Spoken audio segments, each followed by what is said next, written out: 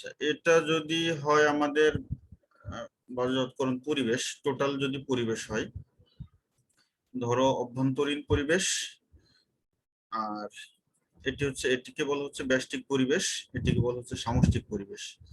ব্যষ্টিক পরিবেশের ভেতরে থাকে গ্রাহক, সরবরাহকারী, প্রতিযোগী, মধ্যস্থকারী, স্টেক হোল্ডার্স ইত্যাদি।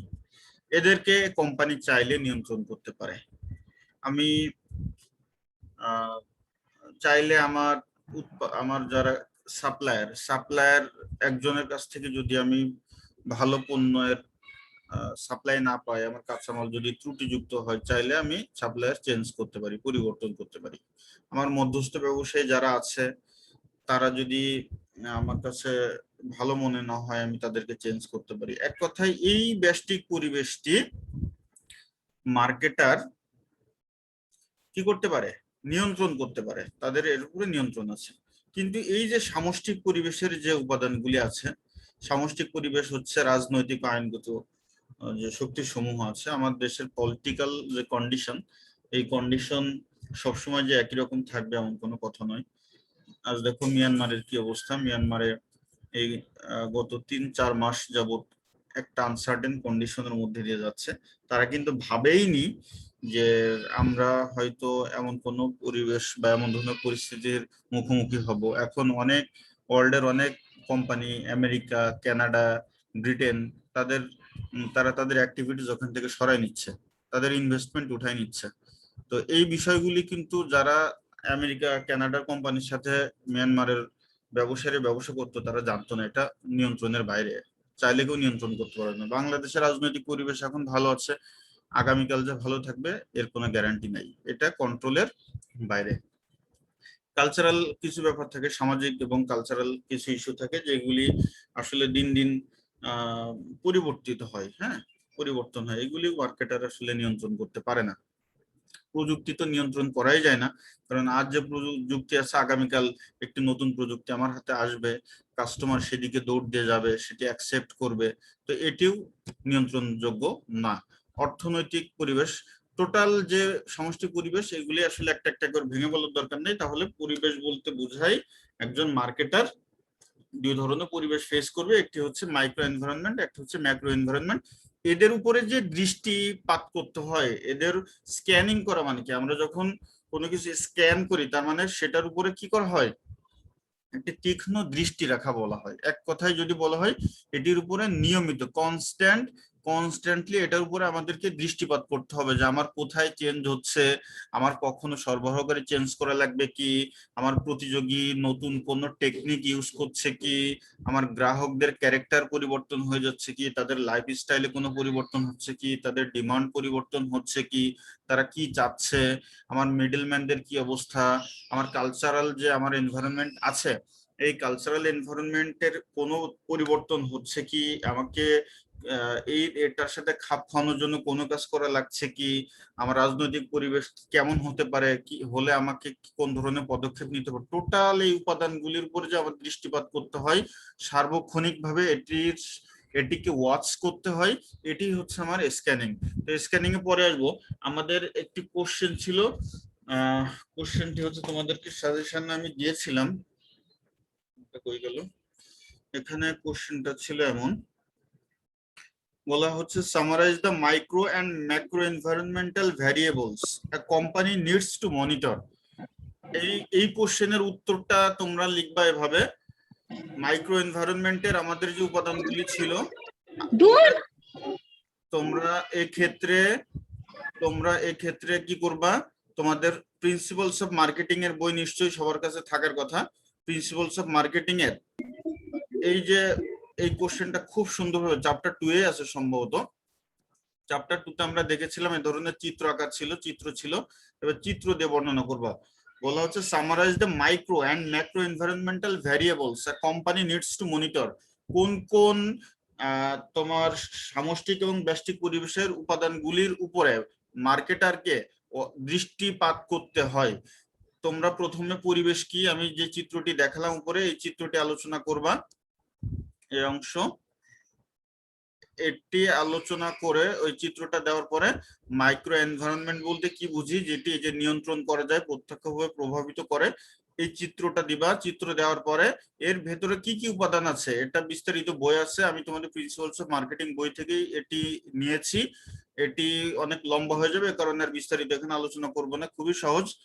কোম্পানি, সরবরাহকারী, মিডলম্যান, আমার প্রতিযোগী, আমার জনগোষ্ঠী, আমার ক্রেতা, এই ফ্যাক্টর গুলো তোমরা ওয়ান বাই ওয়ান আলোচনা করবা মাইক্রো এনভায়রনমেন্টের ক্ষেত্রে। আর ম্যাক্রো এনভায়রনমেন্টের ক্ষেত্রেও একটা চিত্র দিবা, চিত্র দিয়ে এখানে জনশক্তি, ডেমোগ্রাফিক এনভায়রনমেন্ট, ইকোনমিক অর্থনৈতিক পরিবেশ, ন্যাচারাল প্রাকৃতিক পরিবেশ। প্রাকৃতিক পরিবেশ বলতে তোমরা বোঝো যে কোনো সময় প্রাকৃতিক পরিবেশে পরিবর্তন হতে পারে। আমাদের যে ঘূর্ণিঝড় কয়েকদিন আগে ইয়াস হলো, তারপরে আরো একটা কি ঘূর্ণিঝড় হলো না, আমফান হলো, এ ধরনের ন্যাচারাল ডিজাস্টারের কারণে আমাদের ব্যবসায়িক পরিবেশ অনেক সময় ক্ষতিগ্রস্ত হয়, আবার নতুন নতুন সুযোগও তৈরি হয়। এটি আলোচনা করতে হবে। Technological environment, political and cultural, এইভাবে একটা চিত্র এঁকে আনসার করলে তোমরা খুব ভালো নাম্বার পেয়ে যাবে। তাহলে 1 নম্বর কোশ্চেন ছিল summarize the micro and macro environmental variables a company needs to monitor. এই কোশ্চেনের আনসার তোমরা লিখতে পারবে না? আনসার দাও। জি স্যার পারবো। জি স্যার এটা পারবো। খুবই সহজ একটা কোশ্চেন, কিন্তু পরীক্ষার জন্য গুরুত্বপূর্ণ। ঠিক আছে স্যার এটার মানে হচ্ছে মানে এই সমস্ত উপাদানগুলো কিভাবে ব্যবসার উপর প্রভাব বিস্তার করে এগুলো লিখে নিতে হবে। হ্যাঁ, এই প্রভাব বিস্তার করে, আর কেন মনিটর করতে হয়, কেন একজন ব্যবসায়ীকে এটির, তার মানে কেন করতে হয়, এই উপাদানগুলি একটু সংক্ষেপে আলোচনা করে এটির যে গুরুত্বটা, এই গুরুত্বটা লিখতে হবে। জি ঠিক স্যার। আছে, দেখো তার গুরুত্বটা আমরা পরে আলোচনা করেছি। ওই উপাদানগুলি তোমাদেরকে চিত্রের মাধ্যমে দেখাতে হবে যে এই সামাজিক পরিবেশের উপাদান এটি, ব্যষ্টিক সামষ্টিক পরিবেশের উপাদান এগুলি। এখন যদি পরীক্ষা কোশ্চেন করে যে এইগুলির প্রভাব আলোচনা করো, তাহলে প্রত্যেকটা ভেঙে ভেঙে আলাদা আলাদা করে তোমাকে আলোচনা করতে হবে। আর যদি বলে কেন, সেক্ষেত্রে একই। যদি বলা হয় যে কেন বাজারজাতকরণকারীকে এটির উপরে দৃষ্টিপাত করতে হয়, সেক্ষেত্রে তোমাকে বলতে হবে এই উপাদানগুলি পরিবর্তনশীল একটা একটা করে। প্রত্যেকটির ক্ষেত্রে যেমন তুমি বলবা সরবরাহকারীর দিকে দৃষ্টিপাত করতে হবে, কারণ সরবরাহকারী যদি আমাকে ভালো পণ্য দেয়, তাহলে আমি ভালো পণ্যের মাধ্যমে আমিও ভালো পণ্য উৎপাদন করতে পারবো, অর্থাৎ উৎপাদনকারী ভালো পণ্য উৎপাদন করতে পারবে, যার মাধ্যমে কাস্টমারদেরকে স্যাটিসফাই করা সম্ভব হবে। আদারওয়াইজ যদি তারা এটির অল্টারনেটিভ কিছু করে, তাহলে ভালো পণ্য উৎপাদন করা সম্ভব হবে না। সেক্ষেত্রে দেখতে হবে তাদের চেঞ্জ প্যাটার্ন কি আছে। হ্যাঁ, তাদেরকেও দৃষ্টিপাত করতে হবে। মধ্যস্থ কারবারি, প্রতিযোগী, একটা একটা করে আলোচনা করবে, এবং ওইটার রিজনটা কেন তাদেরকে মনিটর করতে হবে, কেন তাদেরকে তাদের দিকে দৃষ্টিপাত করতে হবে, শেষ লাইনে লিখে দিবা এই কারণে প্রতিযোগীর প্রতি দৃষ্টিপাত করতে হবে। ধরো প্রতিযোগীর কথা যদি বলা হয় যে প্রতিযোগী একটি নতুন টেকনোলজি আনতে পারেন, সেই টেকনোলজির মাধ্যমে সে নতুন কোনো পণ্য আমার কাস্টমারকে যদি দেয়, তাহলে কাস্টমার শিফট করতে পারে। এ কারণে প্রতিযোগীর প্রতিও দৃষ্টিপাত করতে হবে, যেন প্রতিযোগী যদি কোনো নতুন কৌশল অবলম্বন করে, সাথে সাথে যেন সেটিকে প্রোটেক্ট করার জন্য আমিও নতুন কোনো পণ্য নিয়ে হাজির হতে পারি। বুঝতে পেরেছো? এভাবে জি স্যার। প্রত্যেকটি আলোচনা করবা, লজিক দিলে এই কোশ্চেনের আনসার হয়ে যাবে। ঠিক আছে? Okay sir.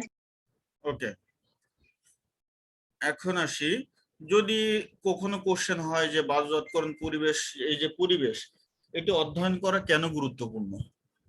হ্যাঁ, যদি বলে যে এটি আসলে অধ্যয়ন কেন করবে, কেন গুরুত্বপূর্ণ, তাহলে গুরুত্বপূর্ণতার কারণ এটি ব্যাখ্যা করার মধ্যে তেমন কিছুই নাই।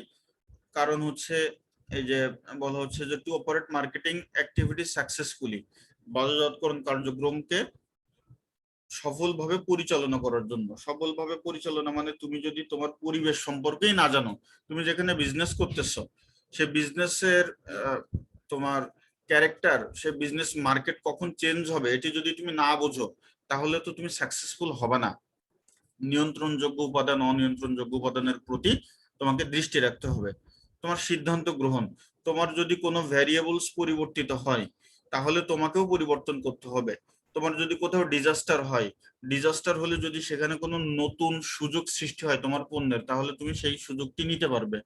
আবার যদি পলিটিক্যাল পরিবেশের কোনো পরিবর্তনের কারণে, ধরো কোনো একটি দেশের সাথে তোমার চুক্তি বাতিল হয়ে গেল, তাহলে তোমাকে অল্টারনেটিভ কি, কাস্টমার খুঁজতে হবে, তোমাকে সিদ্ধান্ত নিতে হবে।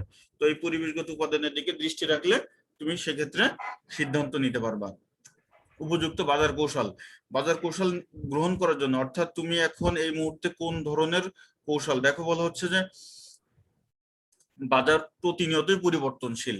তো এই পরিবর্তনশীল বাজারের দিকে তুমি যদি দৃষ্টি না দাও, তুমি অন্ধের মতো শুধু পণ্য বানাতে থাকো, তাহলে তুমি উপযুক্ত কৌশল অবলম্বন করতে পারবে না। তুমি তোমার মার্কেটের দিকে দৃষ্টি রাখতে হবে এবং মার্কেট যেমন চেঞ্জ হয় সেই চেঞ্জের সাথে অ্যাডাপ্ট করে তোমাকেও কৌশল পরিবর্তন করতে হবে। যদি দেখো যে এখন মার্কেটিং এর ক্ষেত্রে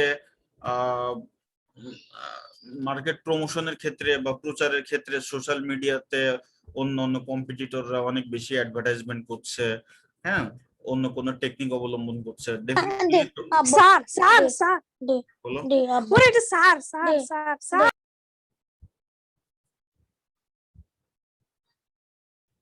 স্যার Okay. কন্টিনিউ করেন। ওকে, এরপরে প্রতিযোগিতা মোকাবেলা। দেখো এই পয়েন্টগুলিও অলমোস্ট একই টাইপের, তোমরা একটু স্ন্যাপ নিয়ে নাও, এটি একবার পড়লে তোমরা বুঝতে পারবা। এটি এত সহজ পড়ার জন্য এখানে সময় বেশি নষ্ট করার দরকার নাই, একই কথা ঘুরে ফিরে একই কথা বারবার। দেখো একটু স্ন্যাপ নিয়ে নাও, তবে এই কোশ্চেনটা অত বেশি গুরুত্বপূর্ণ না। আমাদের মূল গুরুত্বপূর্ণ কোশ্চেন ছিল ওটি যে একজন মার্কেটার কেন বাজার কোন পরিবেশের উপরে দৃষ্টিপাত করবে, কেন এটিকে রেগুলার মনিটর করবে, এই কোশ্চেনটা আমাদের গুরুত্বপূর্ণ। ঠিক আছে, বাবার পেট ব্যথা না, বাবা অসুস্থ এই যে কথা বলতেছো একটু মিউট করে ফেলো, তুমি পার্মানেন্টলি মিউট করে দাও। কেউ কথা বলতে চাইলে মিউট করে কথা বলো। আচ্ছা, তোমরা কি একটা কোশ্চেন দেখতে পাচ্ছ এখানে, হোয়াট ইজ এনভায়রনমেন্টাল স্ক্যানিং? আমি বলছি ফাইনাল পরীক্ষার জন্য এই কোশ্চেনটা খুবই গুরুত্বপূর্ণ। এনভায়রনমেন্টাল স্ক্যানিং বলতে কি বুঝো? Discuss the components of environmental scanning, discuss the purposes of environmental scanning. এই পারপাস এবং ইম্পর্টেন্স এই দুইটা একই কোশ্চেন, এই যে এই কোশ্চেনটা এবং আমাদের শেষ question discuss the importance of environmental scanning, একই উদ্দেশ্য এবং গুরুত্ব একই। আরেকটা কোশ্চেন আসছে discuss the techniques of environmental scanning. Okay, তো আমরা প্রথম কোশ্চেন থেকে শুরু করি। স্ক্যানিং বলতে আসলে কি বুঝি? আমাদের বেশি জুম হয়ে গেছে।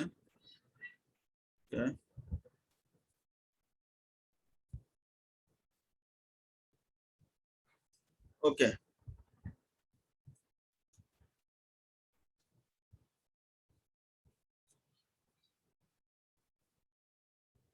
শারমিন, তোমরা তো এই কোশ্চেনটা লিখেছিলে, শারমিনই পড়ো এখানে কি বলা আছে কোশ্চেনে।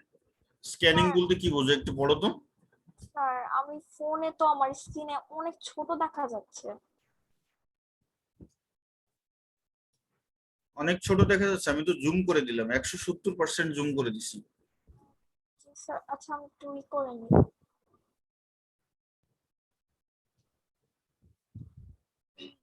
What is environment? স্যার অনেক ছোট। স্যার আমি পড়লেই তো হয়। হ্যাঁ স্যার আমি পড়ি। পড়ো।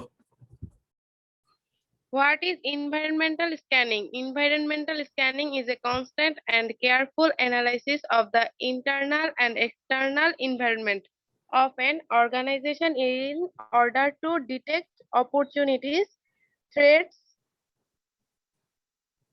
Friends, trends, important lessons and weakness which can impact the current and future strategies of the organization.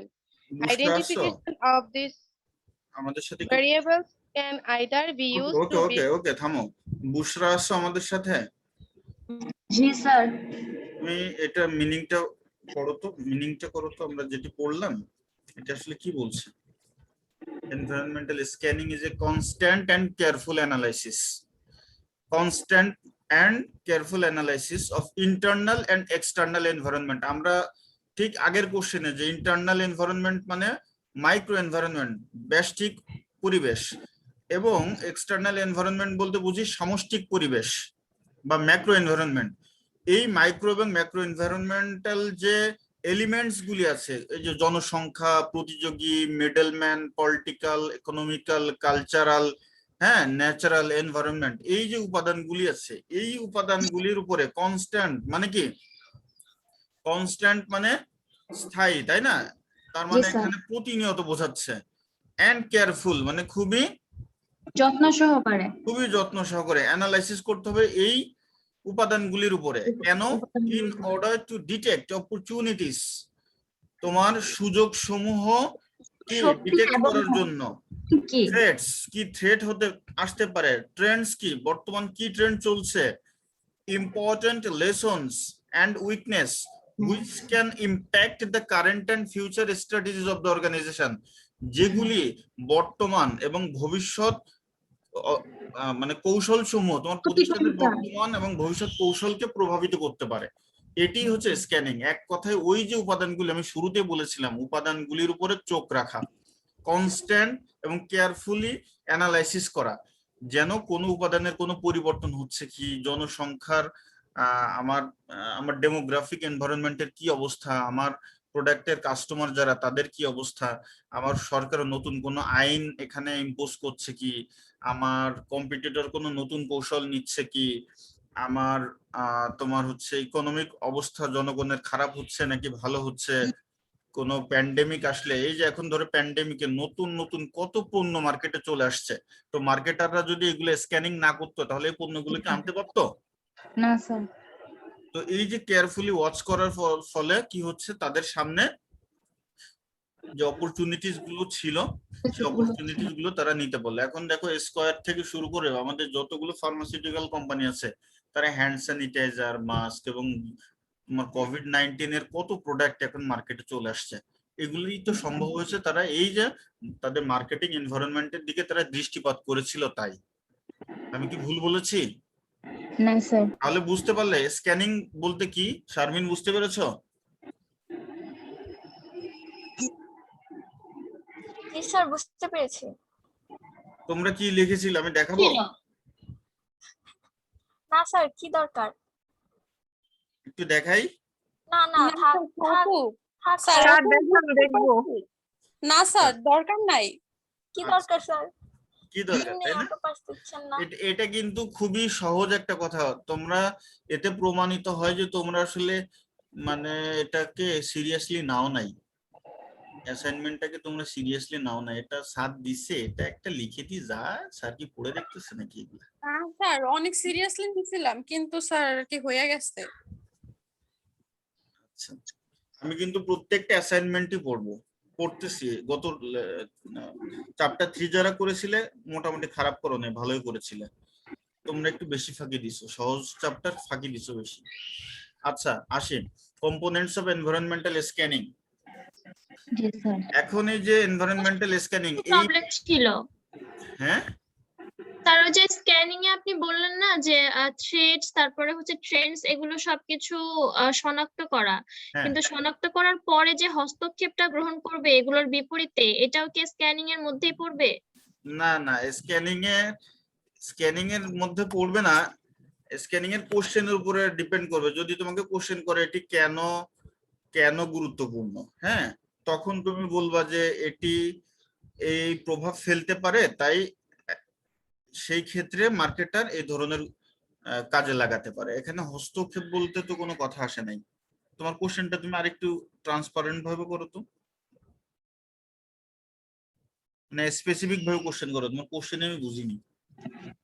Sir environmental scanning বলতে তো তাহলে সোয়াট অ্যানালাইসিংটাকে বোঝায়। শুধু শর্ট অ্যানালাইসিস না, এটা টেকনিক যখন আমরা পড়বো, এই যে discuss the techniques of environmental scanning, এই টেকনিক পড়লে আমরা দেখবো যে কত টেকনিকে মার্কেটের দিকে একজন মার্কেটারকে খেয়াল রাখতে হয়, ওয়াচ করতে হয়, অবজার্ভ করতে হয়। এক কথায় স্ক্যানিং বলতে observing the micro and macro environmental components. বুঝছো? জি স্যার। এখন এটা টেকনিক কি আমরা আসতেছি পরে। এখন দেখো আমাদের কিন্তু অলরেডি কোশ্চেন পড়া হয়ে গেছে। যদি কোশ্চেন আসে what are the components of environmental scanning, component গুলি কি?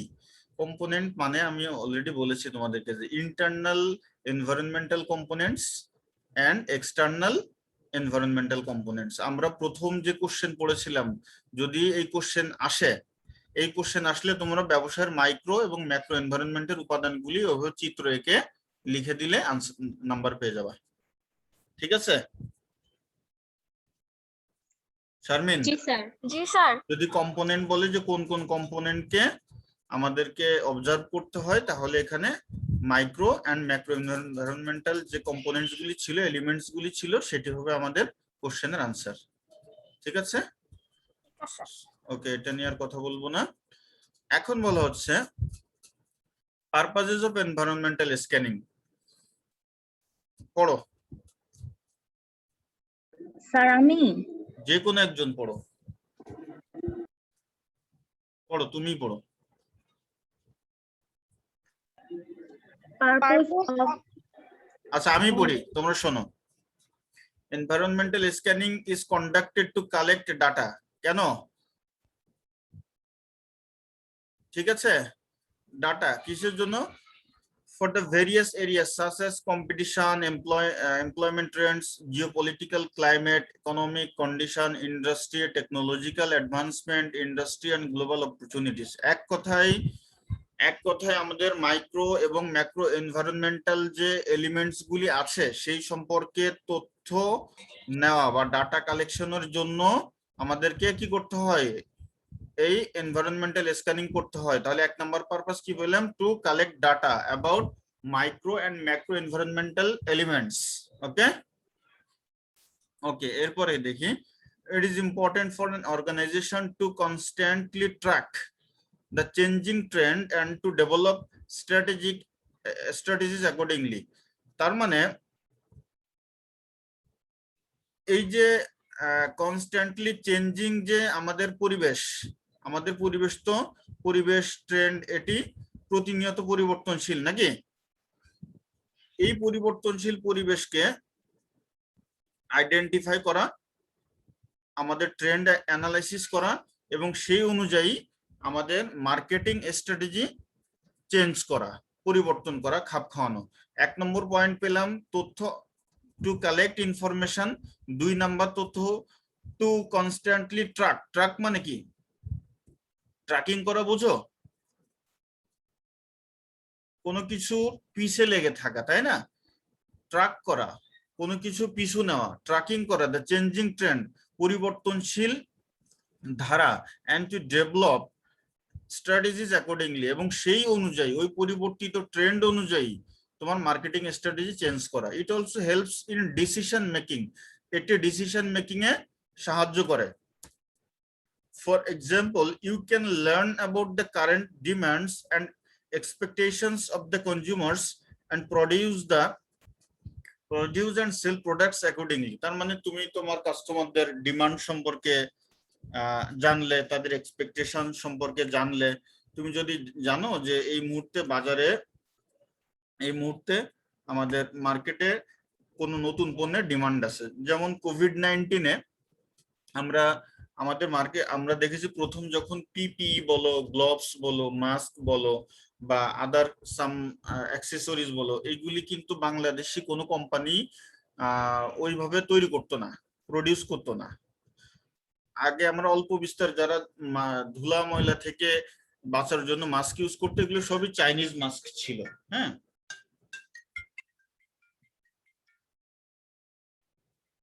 আমি দিচ্ছি তোমাকে, আমি ক্লাস নিচ্ছি তো, ক্লাস শেষ হলে তোমাকে দিয়ে দিচ্ছি স্যারের নাম্বারটা। ওকে, তো এখন এই যে নিউ ডিমান্ডস আসলো, কাস্টমারের নিউ এক্সপেকটেশন যখন মার্কেটাররা ওয়াচ করলো, যখন দেখলো, দেখার সাথে সাথে তারা নতুন পণ্য নিয়ে হাজির হলো। ওকে, এখন বলা হচ্ছে যে however in less dynamic organization environmental scanning can be done once in a year to just learn about the issue faced by the organization. বলা হচ্ছে যদি কোনো প্রতিষ্ঠান লেস ডাইনামিক হয়, অর্থাৎ অতটা ডাইনামিক না, কোন রকম চলতেছে, তারপরেও তার বছরে তাকে একবার অন্তত এটি করা উচিত। কেননা তার জানা উচিত ইস্যু মানে কি, ইস্যু মানে সমস্যা, কোন ধরনের সমস্যা প্রতিষ্ঠান ফেস করেছে, এটি জানার জন্য হলেও তাকে কি করা উচিত? এনভায়রনমেন্টাল স্ক্যানিং করা উচিত। তাহলে আমরা কয়টি পারপাস পেলাম? টু কালেক্ট ডেটা, তারপরে to know the track and changing environment, it also helps in decision making, to produce new demand and to face the issues produced by the organization and to face these issues by the organization. Okay, G sir. have you got the point? Yes sir. Okay, now we are going to learn the techniques of environmental scanning. There are some techniques. One is market research. এখানে দেখো তোমাদের এই টেকনিকগুলি আমি একটু summarise করে দিয়েছি। এই টেকনিকগুলি এখানে আবার বিস্তারিত আলোচনা করা হয়েছে। মার্কেটিং রিসার্চ, তারপরে SWOT অ্যানালাইসিস, তারপরে তোমার পেস্ট অ্যানালাইসিস, এরপরে আছে তোমার অ্যানালাইসিস অফ দ্য ইন্ডাস্ট্রি, ইত্যাদি ইত্যাদি। আমি তোমাদেরকে সামারিটা করে দিচ্ছি, তোমরা বিস্তারিত নিচ থেকে একটু পড়ে নিবা। তো মার্কেটিং রিসার্চ কি কেন করা হয়? মার্কেট সম্পর্কে ডাটা কালেক্ট করা হয়, নানা রকম ডাটা। এটি হতে পারে, ধরো তোমার কোনো এক্সিস্টিং প্রোডাক্ট আছে, এই প্রোডাক্টের আসলে মার্কেটে ডিমান্ড কত, কারা এই পণ্য ব্যবহার করতেছে, এই পণ্য সম্পর্কে তাদের কোনো কমপ্লেইন আছে কি, আমার পণ্যের কম্পিটিটর কারা, এই কম্পিটিটররা আমার পণ্যের থেকে নতুন কি ফিচার অ্যাড করতেছে, অথবা এর থেকে আমার পণ্যকে আরো ইমপ্রুভ করার জন্য কাস্টমারের ওপিনিয়ন না, এই যে নানা রকম রিসার্চ করা হয়, এই রিসার্চ একটা ওয়ে, হ্যাঁ একটা ওয়ে। তোমার এনভায়রনমেন্টাল স্ক্যানিং এর একটা ওয়ান অফ দা ওয়েস হচ্ছে এনভায়রনমেন্টাল স্ক্যানিং এর ওয়ান অফ দা ওয়ে হচ্ছে মার্কেটিং রিসার্চ। এই রিসার্চ করবে, রিসার্চের মাধ্যমে তারা তথ্য কালেক্ট করবে। নাম্বার 2 হচ্ছে comparing the performance of the competitor company in order to learn about the strategies and business ideas. Compare করবে কম্পিটিটর যে কোম্পানি তোমার আছে, যা পণ্য আছে বা কোনো কোম্পানি, তাদের সম্পর্কে, তাদের পারফরমেন্স সম্পর্কে, এবং ডিসিশন নেবে যে আমার এখানে আসলে বিজনেস আইডিয়া বা স্ট্র্যাটেজিতে কোনো পরিবর্তন আনার দরকার আছে কি। 3 হচ্ছে learning the executives, learning from the executives of the organisation. তোমার কোম্পানি তো, তুমি যদিও মালিক হও, তুমি তো নিজে চালাতে পারবে না, তোমাকে এক্সিকিউটিভ নিয়োগ দিতে হবে, একদম from the top to bottom তোমাকে বিভিন্ন লেয়ারে লেয়ারে কর্মী নিয়োগ দিতে হবে। তো এদের কাছ থেকে তুমি এনভায়রনমেন্ট সম্পর্কে, তোমার পণ্যের বাজার সম্পর্কে নানা রকম তথ্য পেতে পারো। Analysing and making decision on the basis of demographic data. তোমার কাছে যে ডেমোগ্রাফিক ডাটাগুলি আছে, জনসংখ্যা বিষয়ক ডাটা, ডেমোগ্রাফি মানে জনসংখ্যা, এই জনসংখ্যা রিলেটেড ডাটা অ্যানালাইসিস করতে পারো। Collecting information from articles, issued website pages, journals, magazines and newspaper. এই জার্নাল, ম্যাগাজিন, নিউজপেপারের যে ইনফরমেশন গুলি আসে, এগুলি তুমি অ্যানালাইজ করতে পারো। এটিকে যদি একটু সুন্দরভাবে গুছিয়ে লেখা হয়, তাহলে এভাবে পয়েন্ট করে লেখাই ভালো। মার্কেটিং রিসার্চ সম্পর্কে এখানে বিস্তারিত আলোচনা আছে। তারপরে বলা হচ্ছে getting opinion of expert. Opinion of expert বলতে আসলে এখানে বোঝানো হয়েছে যে তুমি তোমার প্রতিষ্ঠানে অনেক এক্সপার্ট লোকজন নিয়োগ দিয়ে রাখছো, এই তাদের কাছ থেকে শুনতে হবে যে আমার পণ্যের কি অবস্থা, কোনো পরিবর্তন দরকার আছে কি, মার্কেটের হালচাল কি। তোমরা তো ফিল্ডে ঘোরো, আবার তারা যারা ফিল্ডম্যান তাদের কাছে জিজ্ঞাসা করবে মার্কেটে কোন পণ্য বেশি চলতেছে, যদি বলো অমুকের পণ্য বেশি চলছে, কেন চলতেছে, তার কারণ কি, তাদের কাছ থেকে ওপিনিয়ন নেওয়া। তারপর আমরা আরেকটা উপায় জানি হচ্ছে স্ট্রেংথ, উইকনেস, অপরচুনিটি, থ্রেট। এটি অ্যানালাইজ করা, তুমি খোঁজো তোমার পণ্যের এখন সব থেকে স্ট্রেংথ বা উইকনেস কোনটি আছে, তোমার সামনে কোনো অপরচুনিটি আসছে কি, অথবা সামনে কোনো থ্রেট আসছে কি। যদি এই 4টি কম্পোনেন্টকে অ্যানালাইসিস করে দেখো যে হ্যাঁ আমার সামনে আসলে কোনো অপরচুনিটি আসছে, এই অপরচুনিটি ধরার জন্য তোমাকে প্রস্তুতি নিতে হবে। তুমি যদি জানো যে বাংলাদেশের সামনে কোনো থ্রেট আছে, বাংলাদেশ না সরি, তোমার কোম্পানির সামনে, তোমার প্রোডাক্টের সামনে কোনো থ্রেট আছে, তাহলে সেই অনুপাতে তোমাকে ব্যবস্থা করতে হবে। যদি তুমি জানো যে আগামী 2 বছর পর বাংলাদেশ ক্রিকেট বিশ্বকাপের আয়োজক হতে যাচ্ছে, তাহলে সেই রিলেটেড যারা ব্যবসা করে পণ্য আছে, তারা নতুন নতুন পণ্য আনবে। হ্যাঁ, আবার যদি দেখো যে তোমার কোনো জায়গায় উইকনেস আছে, সেই উইকনেসটির সুযোগ নিয়ে কোনো ব্যবসায়ী তোমার থেকে বেশি ভালো করছে, তোমাকে সেটি আইডেন্টিফাই করতে হবে এবং সমাধানের চেষ্টা করতে হবে। আচ্ছা, পেস্ট অ্যানালাইসিসটা অনেকটাই SWOT অ্যানালাইসিসের মতো। এটি এই যে PEST stands for political, economic, social and technological environment, এক কথায়। হ্যাঁ, আমাদের যে মাইক্রো ম্যাক্রো এনভায়রনমেন্টাল ফ্যাক্টরগুলি ছিল, তার মধ্যে এটি সবই ম্যাক্রো এনভায়রনমেন্টাল ফ্যাক্টর। আমার রাজনৈতিক পরিবেশ সম্পর্কে জানতে হবে, অর্থনৈতিক পরিবেশ, সামাজিক পরিবেশ, টেকনোলজিক্যাল পরিবেশ, এগুলি আসলে কোনো কোম্পানি এককভাবে নিয়ন্ত্রণ করতে পারে না। এক্সটার্নাল এনভায়রনমেন্টালের যে এনভায়রনমেন্ট ছিল তারই উপাদান, এগুলির দিকে সজাগ দৃষ্টি রাখতে হবে এবং প্রয়োজনে ব্যবস্থা নিতে হবে। 5 নম্বরে বলা হচ্ছে যে অ্যানালাইসিস অফ দ্য ইন্ডাস্ট্রি। আচ্ছা, ইন্ডাস্ট্রি বলতে কি বোঝো? কে বলবা বলো তো, কে জানো ইন্ডাস্ট্রি কি? কোম্পানি বলতে কি বোঝো আর ইন্ডাস্ট্রি বলতে কি বোঝো?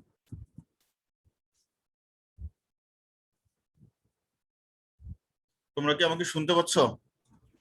স্যার ইন্ডাস্ট্রি তো প্রতিষ্ঠানই আর কোম্পানি তো প্রতিষ্ঠান। হ্যাঁ বলো। ইন্ডাস্ট্রিতে তো কোনো শিল্পের কোনো পণ্য উৎপাদিত হয়, সেটা হচ্ছে ইন্ডাস্ট্রি। তোমরা এখন you are the student of business faculty and the student of 3rd year. You should have known the difference between company and industry. I am very frustrated. Sir company মানে মনে হয় একটা প্রতিষ্ঠান, ইন্ডাস্ট্রি কি অনেকগুলো company নিয়ে হয় এরকম? You are somewhat right. Anyone? Company is a single institution. Company means তোমার কোনো প্রতিষ্ঠান আছে, তুমি নিজের নামে রেজিস্ট্রেশন করেছো, সেটি তোমার কোম্পানি। আর ইন্ডাস্ট্রি মানে কি? ইন্ডাস্ট্রির একটা কোম্পানি, ধরো তুমি যদি বলো যে বাটা শু কোম্পানি, ঠিক আছে, এখন যদি টোটাল লেদার ইন্ডাস্ট্রি ধরা হয়, তার বাটা, অ্যাপেক্স, তারপরে এই লাইনের যতগুলি তোমার কোম্পানি আছে, এই যে লাইনটা, এই লাইনটাকে বলা হয় ইন্ডাস্ট্রি। তুমি গার্মেন্টস যদি বলে হামিম গ্রুপ একটি কোম্পানি। এখন টোটাল গার্মেন্টস যে সেক্টরটা, টোটাল সেক্টর মিলে, লাইন মিলে হলো কি একটা ইন্ডাস্ট্রি। যদি স্কয়ার ফার্মাসিউটিক্যালস বলা হয়, এটি একটি কোম্পানি। কিন্তু যদি টোটাল ফার্মাসিউটিক্যালস ধরা হয়, এই লাইনটি ধরা হয়, তাহলে এটি হলো আমাদের industry, pharmaceutical industry. Did you get the point? বুঝতে পেরেছো? Yes, sir. তো আমাদের ইন্ডাস্ট্রি অ্যানালাইজ করতে হবে। বলা হচ্ছে there is a different organisation in an industry. একটা ইন্ডাস্ট্রিতে অনেকগুলি প্রতিষ্ঠান থাকে। আমি কি ভুল বলেছি? ধরো ঔষধ কোম্পানি, ফার্মাসিউটিক্যাল ইন্ডাস্ট্রি, এখানে স্কয়ার আছে, বেক্সিমকো আছে, অপসোনিন আছে, ইনসেপ্টর আছে। বলেছে there is a different organisation in the industry which can be your direct or indirect competitors. যারা তোমার প্রত্যক্ষ এবং পরোক্ষ কি হতে পারে? কম্পিটিটর হতে পারে। They are part of the micro environment. তার মাইক্রো এনভায়রনমেন্টের অংশ। Environmental scanning is done to learn and understand the business strategies for your competitors. তোমার কম্পিটিটর যারা, তাদের বিজনেস স্ট্র্যাটেজি শেখার জন্য তোমাকে এনভায়রনমেন্টাল স্ক্যানিং করতে হবে। ইন অর্ডার টু প্ল্যান, তোমাকে প্ল্যান করতে হবে, মানে প্ল্যান করার জন্য। Industries to give competition to them, মানে তাদের সাথে ফাইট করার জন্য, তাদের স্ট্র্যাটেজি জানার জন্য তোমাকে এনভায়রনমেন্টাল স্ক্যানিং করতে হবে। অর্থাৎ তুমি যেই লাইনে আছো, ধরো তুমি কোনো খেলনা উৎপাদন করতে যাচ্ছ বা করো, তাহলে তোমাকে দেখতে হবে তোমার কম্পিটিশন করে, তোমার সাথে কম্পিটিশন করতে পারে তোমার ওই খেলনা ইন্ডাস্ট্রির ভেতরে আরো 10টি কোম্পানি আছে। তাদের স্ট্র্যাটেজির দিকে তোমাকে ফলো আপ করতে হবে, তাদেরকে স্ক্যানিং করতে হবে। তারা নতুন কোনো পণ্য আনতেছে কি, তারা নতুন কোনো টেকনোলজি ইউজ করছে কি, তারা কোনো পণ্য প্রমোট করতেছে কি। প্রমোট করা মানে তোমরা তো বোঝো, মার্কেটিং প্রমোশনের অনেকগুলো অপশন আছে। আবার তারা কোনো ডিসকাউন্ট দিচ্ছে কি। হ্যাঁ, এই যে বিষয়গুলি আছে, এই বিষয়গুলি তোমাকে ওয়াচ করতে হবে। তাহলে আমরা কতভাবে দেখলাম যে এনভায়রনমেন্টাল স্ক্যানিং করা যায়। একটা হচ্ছে marketing research, getting the opinions of expert. হ্যাঁ, তোমার প্রতিষ্ঠানে যারা নিয়োগ দিয়েছো, যাদেরকে নিয়োগ দিয়েছো, তাদের ভেতরে ওপিনিয়ন বা তথ্য নিতে হবে। শর্ট অ্যানালাইসিস করতে হবে, পেস্ট অ্যানালাইসিস করতে হবে, অ্যানালাইসিস অফ দ্য ইন্ডাস্ট্রি, তোমার ইন্ডাস্ট্রি অ্যানালাইসিস করতে হবে। ইম্পর্টেন্স অফ এনভায়রনমেন্টাল স্ক্যানিং আমরা কিন্তু অলরেডি পারপাজেস পড়ে ফেলেছি। হ্যাঁ, সো পারপাজেস এবং এনভায়রনমেন্টাল স্ক্যানিং একই কথা। ইম্পর্টেন্স আমরা এই কোশ্চেনটি এখানে আর আলোচনা করব না। তোমরা যারা একটা স্ন্যাপ নিতে চাও এখান থেকে একটা স্ন্যাপ নিয়ে নাও, একটু পড়বা, ওটার সাথে মিলিয়ে নিলেই হয়ে যাবে। নিয়েছো? জি স্যার।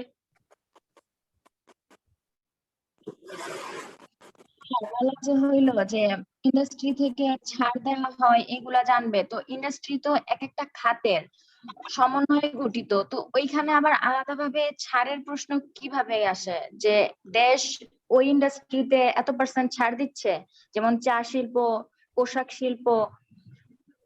আবার করো, কোশ্চেন করো अगेन।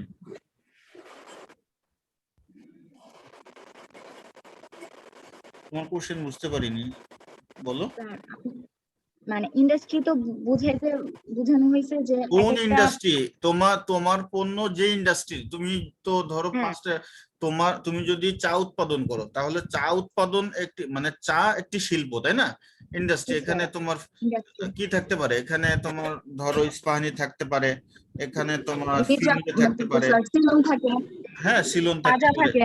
কাজা আছে। তো তোমাকে তোমার এই এই টি ইন্ডাস্ট্রির অন্যান্য কোম্পানির দিকে তোমাকে টি ইন্ডাস্ট্রির দিকে তোমাকে খেয়াল রাখতে হবে, টি ইন্ডাস্ট্রিকে ওয়াচ করতে হবে, এটা বলা হচ্ছে।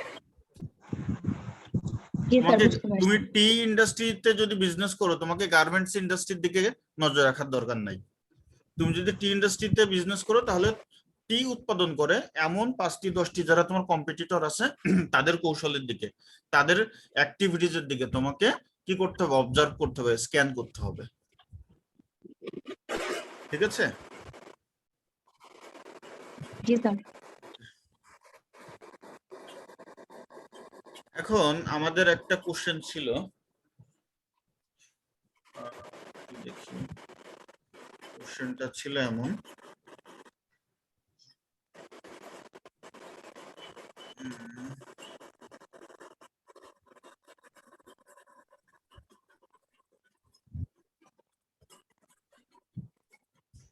summarize the social factors that govern consumer access to the internet। একটা কোশ্চেন ছিল সামারাইজ দ্য সোশ্যাল ফ্যাক্টর, সামাজিক উপাদানগুলো সামারাইজ করতে বলছে যেগুলি কনজিউমারদের ইন্টারনেটে অ্যাক্সেসকে কি করে, গভর্ন করে, মানে পরিচালিত করে। এক কথায় তোমার কনজিউমাররা ইন্টারনেটে ঢুকবে কি ঢুকবে না, ইন্টারনেট বলতে এখানে আসলে ই কমার্স বোঝাচ্ছে, ই কমার্স তারা গ্রহণ করবে কি করবে না, এক্ষেত্রে কয়েকটি প্রভাবক আছে, কয়েকটি বিষয় আছে যেটি কনসিডার করতে হয়। সেই বিষয়গুলি আসলে কি? আমাদের চ্যাপ্টার 4-এ তোমাদের যে আমি সাজেশন দিয়েছিলাম তার 3 নম্বর প্রশ্নের উত্তর আমরা এখন শিখতে যাচ্ছি। এখানে বলা হচ্ছে it is useful for a business manager to understand the different factors that affect how many people actively use the internet। বলা হচ্ছে যে বিজনেস ম্যানেজারদেরকে খুব ভালোভাবে বুঝতে হবে কতজন মানুষ অ্যাক্টিভলি ইন্টারনেট ব্যবহার করে। তো এরপরে কিছু কথা এখানে ডাইরেক্ট বলে দিছে যে এই ফ্যাক্টরগুলি, এখানে 5টি ফ্যাক্টর এবং সামারাইজ করে আরো 4টি ফ্যাক্টর, 5টি ফ্যাক্টর বলেছে যে কাস্টমাররা তোমার ই কমার্স গ্রহণ করবে কি করবে না সেখানে কয়েকটি ফ্যাক্টর কাজ করে। তার মধ্যে 1 নম্বর হচ্ছে cost of access. This is certainly a barrier for those who do not already own a home computer. The other main cost are the cost of using ISP to connect। তুমি একজন consumer, এইগুলি তো আসলে বাংলাদেশের পার্সপেক্টিভে লেখা না, এই বইগুলি মূলত ইউরোপিয়ান স্ট্যান্ডার্ডে লেখা। তারপরও দেখো তারা ওয়ার্ল্ড ক্লাস রাইটার তো এরা, ওনারা এমন ভাবে লিখেছেন যেন এটি বাংলাদেশের জন্য অ্যাপ্লিকেবল হয়, ইউএস এর জন্য অ্যাপ্লিকেবল হয়। তাদের কাছে কিন্তু আসলে অ্যাক্সেস, কস্ট অফ অ্যাক্সেস কোনো কনসিডারেশনের বিষয় না, কিন্তু আমাদের জন্য বিষয়। আমি ই কমার্স মানে অ্যাকসেপ্ট করব কি করব না, আমার দেখো আমার হাতে কম্পিউটার আছে কি, আমার ইন্টারনেটে ক্রয় করার মতো অর্থ আছে কি, এগুলি কিন্তু একটা বড় বাধা।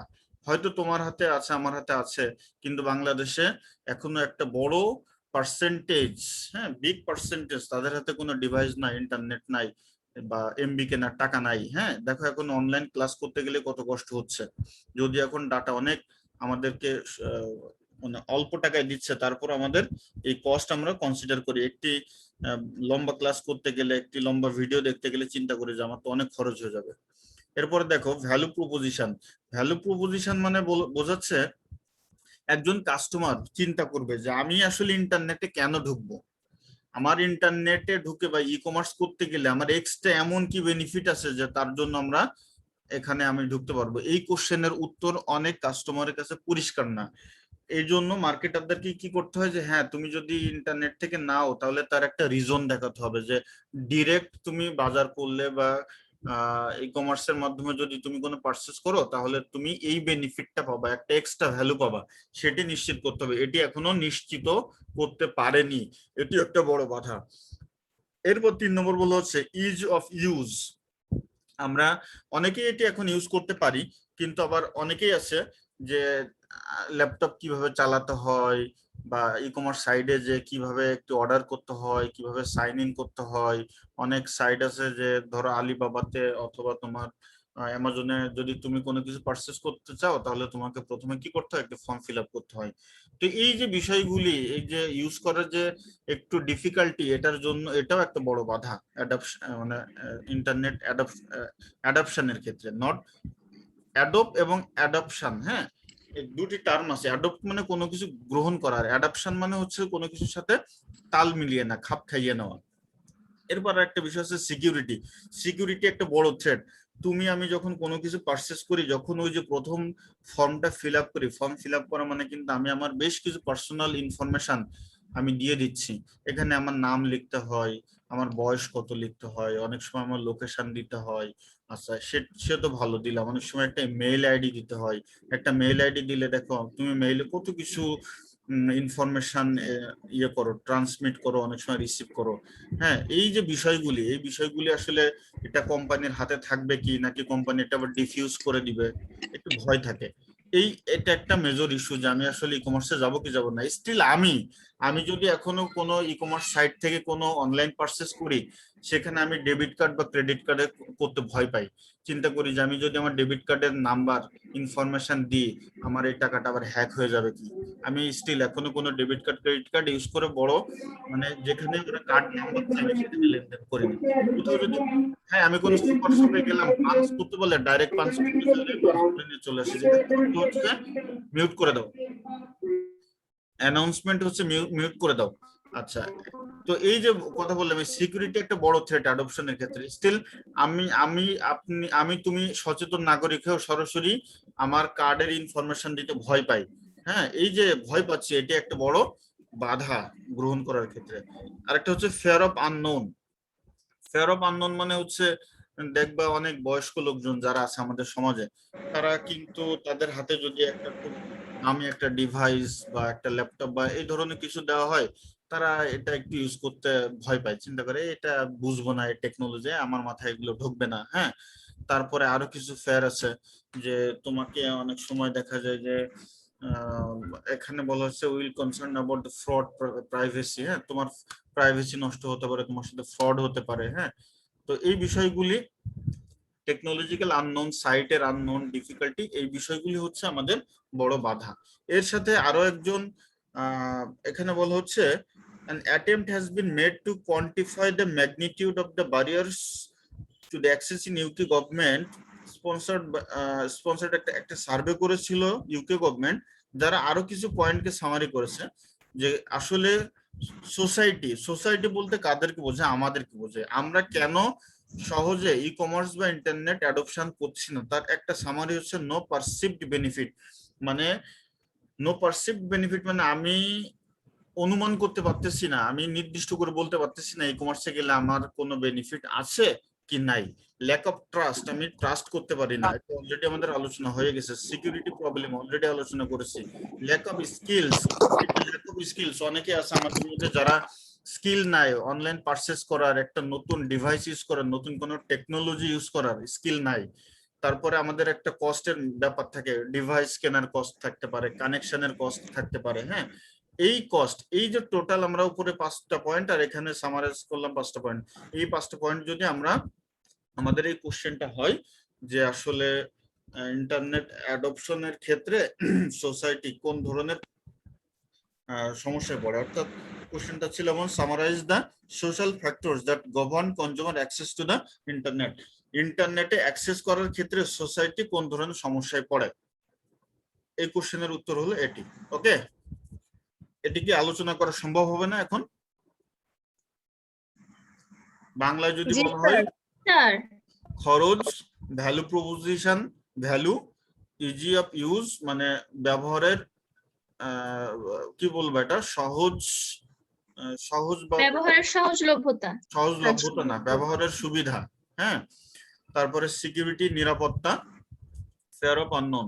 ফেয়ার অফ আননোন মানে হচ্ছে যে এখানে তোমরা সরাসরি অপরিচিতের প্রতি ভীতি, এটা ভালো শোনা যায় না, তোমরা সরাসরি ভীতি, হ্যাঁ ভীতি লিখে তারপরে তোমরা এটা ডিসক্রাইব করে দিলে, আর এই পয়েন্টগুলি তো আরো সহজ। Lack of trust, security problem, cost, lack of skill. যারা ইংরেজিতে লিখতেছে ইংরেজিতেও লিখতে পারো। ওকে, এরপরে একটা কোশ্চেন, এটা কিন্তু ভেরি ভেরি ইম্পর্টেন্ট কোশ্চেন, ঠিক আছে, পরীক্ষার জন্য ভেরি ভেরি ইম্পর্টেন্ট কোশ্চেন। সেটি ছিল হচ্ছে what factors can e-commerce manager take to safeguard consumer privacy and security. কনজিউমারের যে প্রাইভেসি এবং সিকিউরিটি, এই যে একটু আগে আমরা বললাম না যে আমরা যে তথ্য দিচ্ছি, আমাদের তথ্য ই-কমার্স সাইটে চলে যাচ্ছে, এই তথ্য তারা কিভাবে ব্যবহার করবে, এটা নিয়ে আমাদের মনে একটু ভয় থাকে। সেই ভয়টা ম্যানেজ করার জন্য,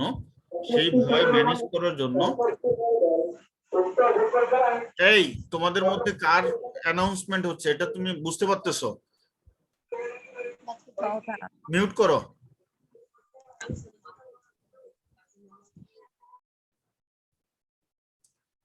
privacy and trust in e-commerce.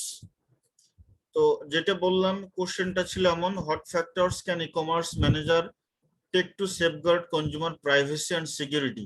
এই কোশ্চেনটা যদি আবার এইভাবেও করে, 6 নম্বর কোশ্চেন, এই 4 এবং 6 একই answer. What actions shall an e-commerce manager take to ensure compliance with ethical and legal standards for their site. ঠিক আছে, তো আসি এখন, এথিক্যাল স্ট্যান্ডার্ড বলতে কি বুঝি?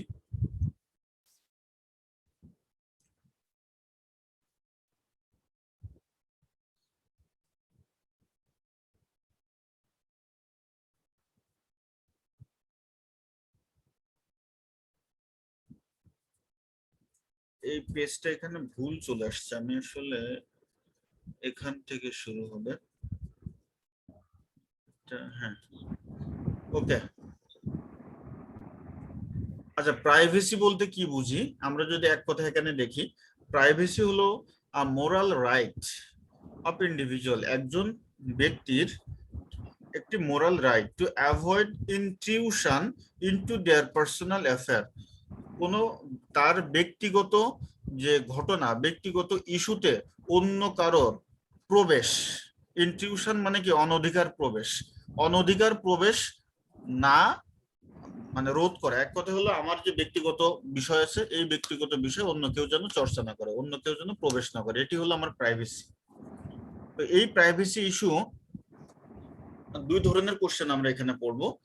এক ধরনের কোশ্চেন হলো, একটা কোশ্চেন হচ্ছে একজন, দেখো, why personal data are valuable for e business, ই বিজনেসের ক্ষেত্রে পার্সোনাল ডাটা কেন দরকার, এটা একটি কোশ্চেন যার আনসার হলো তোমার একজন মার্কেটারের তার কাস্টমার সম্পর্কে তথ্য লাগে। দেখবা তুমি আমি যখন কোন সুপার শপে একবার পারচেজ করি, ওরা বলে স্যার মেম্বারশিপ কার্ড করে দিই, হ্যাঁ, অথবা তুমি যদি আড়ং-এ যাও দেখবা একটা ওদের অফার থাকে যে আপনি যদি 10,000 টাকা পারচেজ করেন তাহলে আপনাকে মেম্বারশিপ কার্ড দেওয়া হবে, আর এরপরে আপনাকে আপনার পারচেজের উপর একটি পার্সেন্টেজ আপনি ইয়ে পাবেন, অর্থাৎ 100 টাকা, প্রতি 100 টাকায় 1 টাকা আপনার কার্ডে জমা হবে। এটি আসলে 1 টাকা জমা করার একটা টোপ দেওয়া, মূলত আমার ব্যক্তিগত ইনফরমেশন গুলো আড়ং নিয়ে নিল, নিয়ে কি করবে, নানা সময় আমাকে এসএমএস দিবে যে স্যার আমাদের এই অফার আছে নেন, হ্যাঁ, নানাভাবে আমাকে কি করবে, পারসুয়েট করবে তাদের পণ্য ক্রয় করার জন্য। তো এই জন্য দেখো কন্ট্যাক্ট ইনফরমেশন দরকার হয়। This is the name, postal address, email address, হ্যাঁ, এগুলি একজন মার্কেটারের দরকার হয়। তারপরে দরকার হয় তার প্রোফাইল ইনফরমেশন মানে কাস্টমারের ক্যারেক্টার।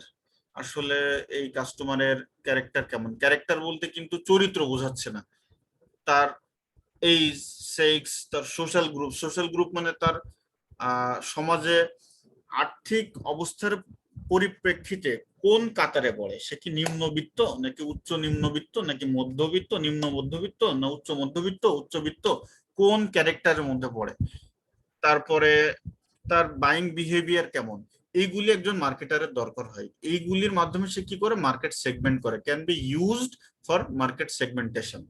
তো একজন মার্কেটারের কন্ট্যাক্ট ইনফরমেশন দরকার হয়, তার প্রোফাইল ইনফরমেশন দরকার হয়, হ্যাঁ।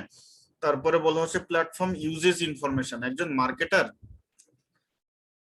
অবশ্যই তাকে কাস্টমারদেরকে ট্র্যাক করতে হয়, তারা কোন ধরনের প্ল্যাটফর্মে তাদের বিচরণ বেশি, তারা কি ইউটিউবে বেশি যায়, বেশি এনগেজড, নাকি ফেসবুকে তাদের এনগেজমেন্ট বেশি, নাকি আদার কোনো প্ল্যাটফর্মে তাদের ইনভলভমেন্ট বেশি। তারপরে গুগল তো মহা বিপদের একটা কারণ, তোমরা জানো কি আমি জানি না, গুগলে তুমি কোন ধরনের সার্চ করো সে সবই জানে। গুগলে তোমার যদি অ্যাকাউন্ট থাকে সে বলে দিতে পারবে তুমি গুগলে কি কি সার্চ করছো, তোমার বিহেভিয়ার কেমন, বিহেভিয়ার মানে তুমি আসলে গুগল থেকে কোন ধরনের কোশ্চেন আনসার করছো, কোন কোন সাইটে যাচ্ছ, কোনো পণ্যের সাইটে যাচ্ছ কি, তুমি আলিবাবাতে ঢুকতেছো কি, তুমি তোমার কোনো বাজেট সাইটে ঢুকতেছো কি, সবকিছু রেকর্ড গুগলের কাছে আছে। তো কোন ধরনের প্ল্যাটফর্ম ইউজ করতেছো এটা মার্কেটারের জানার খুবই দরকার হয়, হ্যাঁ। দেখো বলা হচ্ছে the search term referred from Google is শোন, এটি অন্য একটা জায়গায় দেখানো আছে, গুগল বলে দিতে পারে তার কাছে তুমি কি কি চাইছো, কি কি খুঁজেছো। তো এগুলি মার্কেটারের দরকার হয়, হ্যাঁ। ধরো তুমি আড়ং এর নাম্বার খুঁজতেছো নাকি আড়ং এর কোনো কম্পিটিটর খুঁজতেছো, তুমি তোমার পণ্যের ক্যাটাগরির জন্য কোথায় কোথায় সার্চ করেছো, একজন মার্কেটারের এগুলো জানার দরকার হয়। Behavioural information, this is purchase history, হ্যাঁ, but also includes the whole buying process.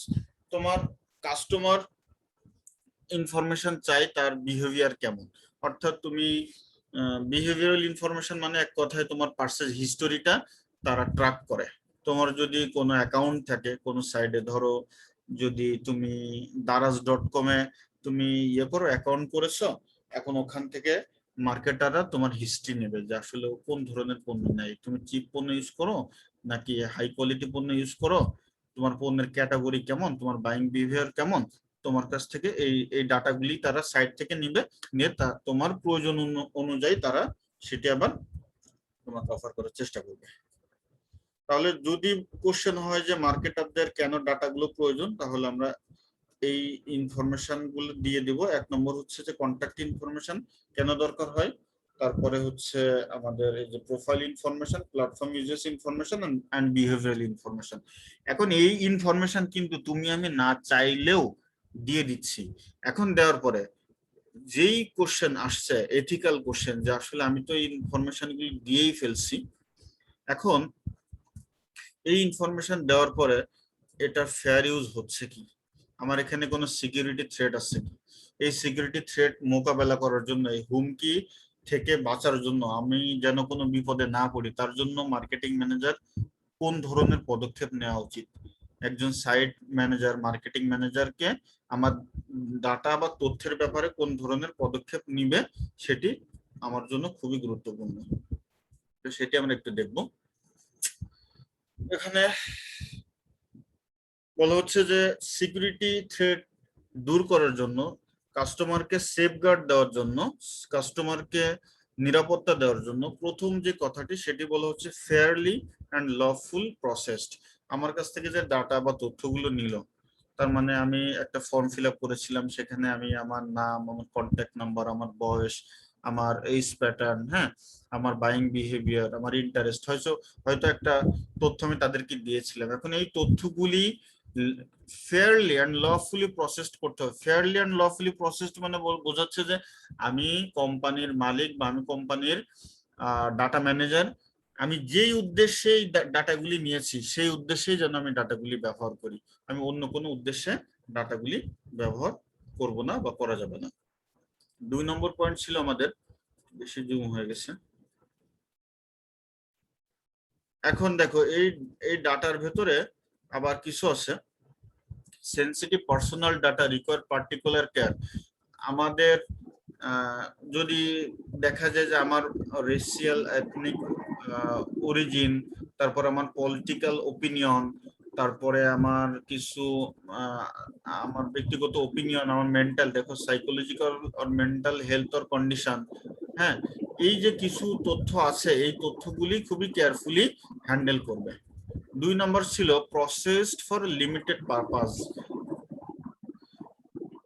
আমি যে উদ্দেশ্যে এই তথ্যগুলি কাস্টমারের কাছ থেকে নিলাম, এই তথ্যগুলি যেন এই লিমিটেড পারপাজেই ব্যবহার করা হয় এটি নিশ্চিত করতে হবে। এর বাইরে আমি যদি দেখি যে আমার কাছে তোমাদের ইনফরমেশন আছে, তোমাদের কন্ট্যাক্ট নাম্বার আমার কাছে আছে, আমি এখন তোমাদের কন্ট্যাক্ট নাম্বার, হ্যাঁ, এটা একদম চিন্তা করে দেখো যে তোমাদের সম্পর্কে অনেক তথ্য আমার কাছে আছে। এখন আমি চাইলাম যে তোমাকে একটু বিপদে ফেলি অথবা একটু মজা করার ছিল, তোমার কন্ট্যাক্ট নাম্বার আমি যদি অন্য কাউকে দিয়ে দিই, 2 জনকে 5 জনকে দিয়ে বললাম যে তুমি একে বিরক্ত করো বা তুমি এর পিছিয়ে লাগো, তাহলে কি এটি এথিক্যাল হলো না। এটাই বলা হচ্ছে যে লিমিটেড পারপাস, তোমার কন্ট্যাক্ট নাম্বার, তোমার অ্যাড্রেস, তোমার ইনফরমেশন আমার কাছে আছে, কেন আছে? To help you about education, about class, about subject. এর বাইরে আমি যেন এটি কাজে না লাগে। লিমিটেড পারপাসে তোমার ইনফরমেশন আমার কাছে আছে, এর বাইরে আমি যেন এটি কাজে না লাগাই।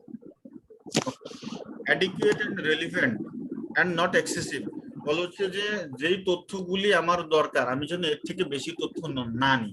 অনেক সময় দেখা যায় যে আমি আসলে দারাজ থেকে করতে যাচ্ছে, এখন দারাজ আমার কাছে এমন আজে বাজে ইনফরমেশন চাচ্ছে, আমি কোনো কিছু ক্রয় করতে যাচ্ছি, এখন এই তথ্যগুলি না দিলেও আমি রেজিস্ট্রেশন করতে পারতেছি না, এটি করা যাবে।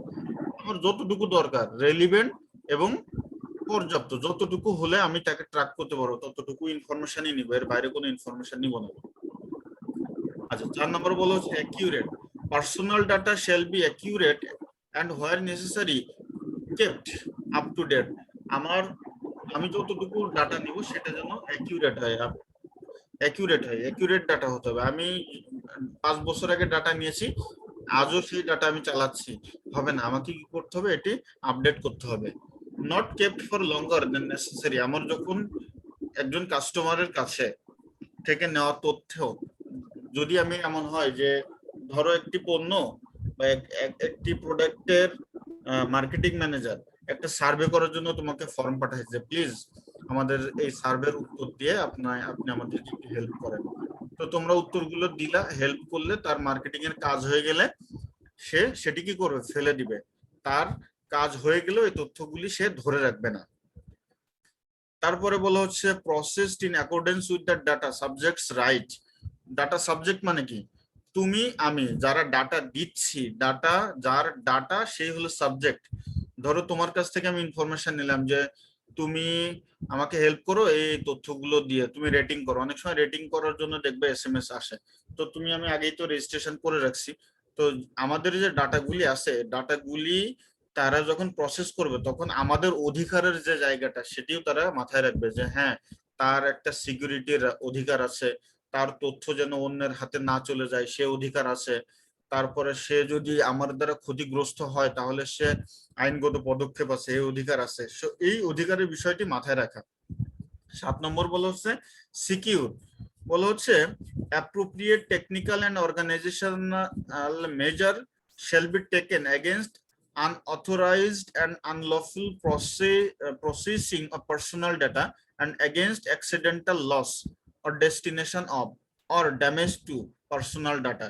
আমার পার্সোনাল ডাটা যদি অ্যাক্সিডেন্টালি তাদের কাছ থেকে হারিয়ে যায় যদি তাদের কাছ থেকে ডেস্টিনেশন অন্যের কাছে চলে যায়, মানে আমার তথ্য আছে গুগলের কাছে, গুগল যদি এটা অন্যের কাছে দিয়ে দেয়, ধরো আমার কাছে তোমার তথ্য আছে, সেই তথ্য আমি আরেকজনের কাছে পাচার করে দিলাম, আমি তোমাকে কোনো ক্ষতি করলাম, তোমার পার্সোনাল ডাটা, তোমার পার্সোনাল লাইফ হ্যাম্পার করলো, সেটি যেন না হয়, সেটির সিকিউরিটি দেওয়া।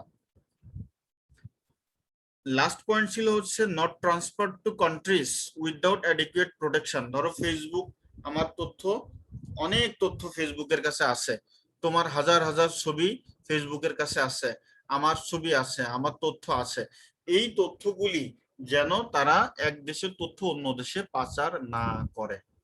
আমার কাছ থেকে পেপসি, আমার কাছ থেকে ইউনিলিভার যদি কোনো ডেটা নাই, সেই ডেটাগুলি যেন আমার কান্ট্রির যে টেরিটরি আছে, এই টেরিটরির বাইরে যেন আমার কনসেন্ট ছাড়া, আমার ক্ষতি হতে পারে, আমার গভর্নমেন্টের কনসেন্ট ছাড়া না যায়।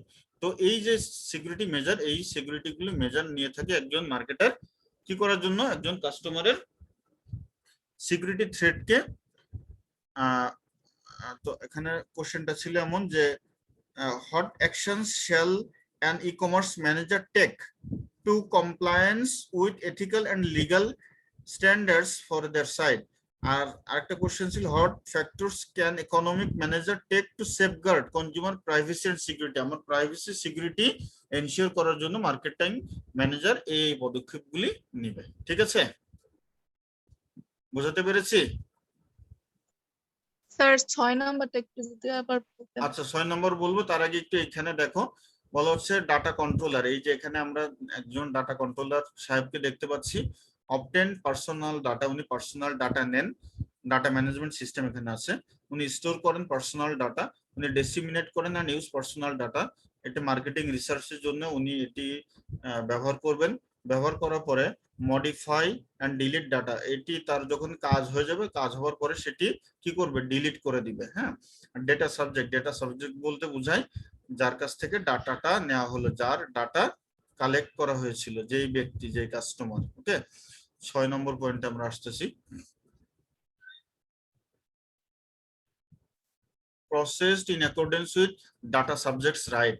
তুমি মনে করো আমার কাস্টমার, হ্যাঁ তুমি আমার কাস্টমার, তোমার ডাটা আমার কাছে আছে, এখন তোমার কিছু অধিকার আছে না, ব্যক্তিগত গোপনীয়তার অধিকার আছে, তোমার তোমার তথ্য যেন আমি, এখানে আমরা একটু পড়ি, personal data shall be processed in accordance with the rights of the data subjects under the act. এখানে ইউরোপিয়ান একটা অ্যাক্টের কথা বলা হচ্ছে, এটা ইউরোপিয়ান স্ট্যান্ডার্ডে লেখা অ্যাক্টের কথা বলা হচ্ছে। ধরো এই আইনে আছে যে কাস্টমারের কোন কোন তথ্য, কাস্টমারের নিজের, কাস্টমার মানে কি ব্যক্তির তথ্য অধিকার, যেটা আমার যে তথ্য অধিকার আছে, তথ্য গোপনীয়তার অধিকার আছে, এই গোপনীয়তার অধিকার যেন কেউ ব্রেক না করে। আমার আমার তথ্য তুমি নাও, কিন্তু আমার যে কিছু অধিকার আছে, আমার গোপনীয়তার অধিকার আছে, আমার তথ্য অন্য কাউকে না দেওয়ার, তারপরে আমার তথ্যকে তুমি ইউজ করে কোনো ক্রাইম করলে, হ্যাঁ সেই ক্ষেত্রে আমি দায়ী হব না। যদি কোনো ব্যক্তি হ্যাক করে আমার তথ্য নিয়ে যায়, নিয়ে আমার তথ্য দ্বারা আমাকে বিপদগ্রস্ত করার চেষ্টা করে, তখন যদি তুমি কোর্টে যাও, কোর্টে যে যদি প্রমাণিত হয় যে আসলেই না, তোমার তথ্য তোমার কাছ থেকে না, আরেকজন চুরি করেছে, চুরি করে এটা তোমাকে বিপদে ফেলেছে, তাহলে তোমার জায়গায় সে কি করবে, সে দণ্ডিত হবে। এই ধরনের যে রাইট গুলি থাকে, সেই রাইটের কথা বলেছে। বুঝতে পেরেছো? জি স্যার। ওকে, তো এই ক্লাস এ পর্যন্তই। এই ক্লাসের গুরুত্বপূর্ণ পয়েন্টগুলো আমরা আলোচনা করে ফেলেছি। এখন যদি তোমাদের কোনো কোশ্চেন থাকে, তোমরা কোশ্চেন করতে পারো।